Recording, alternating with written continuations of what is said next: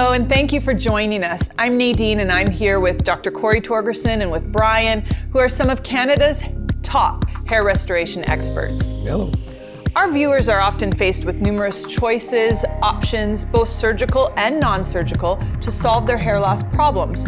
So today I wanted to ask you both some questions about hair transplant so that we can learn a little bit more. So what does it take to restore hair?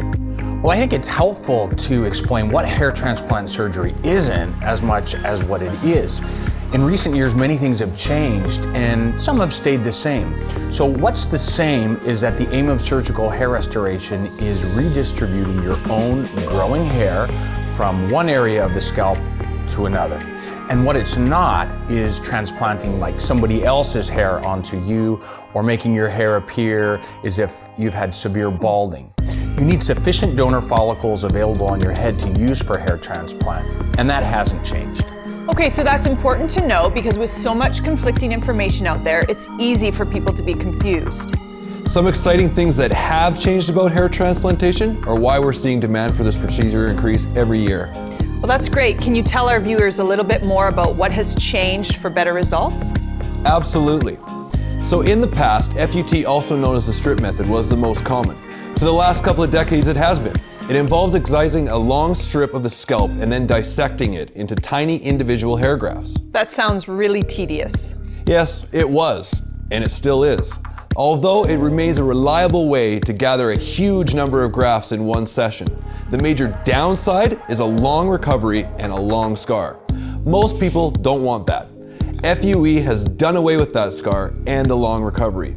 Today, we're using primarily FUE, follicular unit extraction. This method removes grafts one by one. The little holes created are so small, they close in a few days without leaving noticeable scars. And that wasn't always the case, mind you. Many years ago, hair restoration methods used a rotary punch to extract the grafts. But they were fairly large, and the incision site suffered some trauma. The hair plugs that were transferred weren't exactly natural looking. I do remember those hair plugs from the 1970s, 1980s, where everything was very visible. It was placed all in a row. That's true. Yeah, and that's the unfortunate image that some people picture when they hear the word hair transplant. So thankfully, advanced medical engineering has given some incredible advanced FUE equipment. The NeoGraft system and the SmartGraft system are two that I use. And they've taken hair restoration to the next level because they allow micrografts less than a millimeter in diameter, and they can be precisely extracted. So there's far less trauma to the scalp, and it's controlled, they're uniform in extraction, and it really allows us to speed up immensely, but also to protect each precious graft for better survival rates. But what is the percentage of survival rate now using the modern FUE techniques? Well, on average, we're seeing a 94% take rate, which is excellent. So after hair transplant, when can patients expect to see their results? Well, the surgery itself may be faster and easier than ever, but we still wait on the natural hair growth cycles to take their course. That means patients see new growth starting around 3 months and really fills in nicely, closer to around 9 to 12 months. At 1 year, the desired fullness is usually achieved, though the hair will often keep thickening nicely after that. Yeah, so people can cut, wash, style, and treat their new hair just like they normally would. So it's great peace of mind. And those who've been spending years dealing with temporary fixes especially appreciate the convenience of having like real hair that they can enjoy with confidence. How long do the results actually last? Well, that's more reason to get excited because the results are permanent.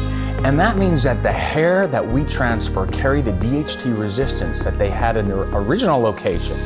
Those follicles at the back and the sides of the scalp typically resist balding, which is why men are known for a classic horseshoe pattern of their hair after the crown thins. We move these hairs to the top, and they stay for the natural life of the hair.